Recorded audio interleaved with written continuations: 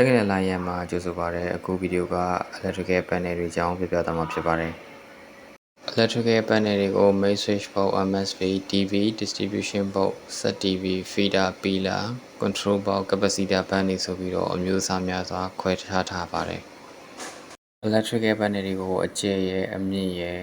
အနက်ရယ်ဆိုပြီးတော့တိုင်းထားနိုင်ပါတယ်။အကျယ်ဆိုတာကwidth ဆိုတာက panel ရဲ့အကျယ် height ဆိုတာက panel ရဲ့အမြင့် depth ဆိုတာက panel ရဲ့အရှေ့နဲ့အနောက်အကျယ်ဝန်းကိုပြောပြခြင်းဖြစ်ပါတယ်။ site ထဲမှာ panel site တွေကိုမိမိတက်ဆင်အသုံးပြုမဲ့ breakers အရေးအတွက်အရာဝယ်ယူတက်ဆင်အသုံးပြုရပါမယ်။ local electrical market မှာတော့ panel site တွေက panel site number 00ကနေ number 7အထိဝယ်ယူရရှိနိုင်ပါတယ်။အဲ့ဒီထက်ပိုကြီးတဲ့ဟာလိုချင်တယ်ဆိုရင်တော့ customize မှာယူသုံးစွဲရပါမယ်။ panel site number 00က width က200 mm, height က300 mm, depth က150 mm. number 0 site ကတော့ width က250 mm, height က350 mm, depth က150 mm. number 1 panel site ကတော့300 mm အကျယ်ရှိမယ်450 mm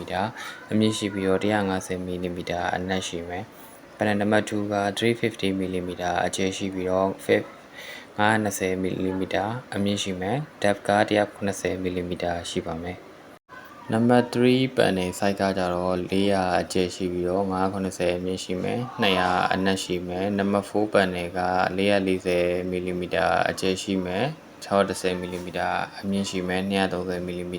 အနက်ရှိမယ်။ number 5 panel က590 mm အကျယ်ရှိမယ်။690 mm အမြင့်ရှိမယ်။250 mm အနက်ရှိပါမယ်။ number 6 panel က600 mm အကျယ်ရှိမယ်960 mm အမြင့်ရှိမယ်250 mm အနက်ရှိပါမယ်။ number 7က640 mm အကျယ်ရှိမယ်920 mm အမြင့်ရှိမယ်အနက်က250 mm အနက်ရှိပါမယ်။ MSB မှာပါဝင်တဲ့လျှပ်စစ်ပစ္စည်းတွေကတော့ changeover switch or auto transfer set ATS ပါမယ်။ MCCB motor key circuit breaker or ACB air circuit breaker for main ပေါ့ပြီး MCCB ပါမယ် for sub main တွေအတွက်ပါမယ်။ bus bar တွေပါမယ် pilot lamp တွေ voltmeter ammeter ampere meter တွေ volt slider switch တွေ ampere slider switch တွေ overcurrent relay တွေ F4 relay တွေ current transformer တွေပါမယ်ဒီ 6 ampere 1 volt MCB mini short circuit breaker တွေပါမယ်2 ampere 3 ampere control fuse breaker တွေပါဝင်သွားမှာဖြစ်ပါတယ်ဒါကတော့ MSB ထဲမှာပါဝင်မဲ့လျှပ်စစ်ပစ္စည်းတွေဖြစ်ပါတယ်အခုဗီဒီယိုလေးကိုအားလုံးနားလည်လိမ့်မယ်လို့မျှော်လင့်ပါတယ်နောက်ထပ်ဗီဒီယိုတွေမှာဆက်ပြီးဆုံတွေ့ကြမယ်နော်အားလုံးကျေးဇူးအများကြီးတင်ပါတယ်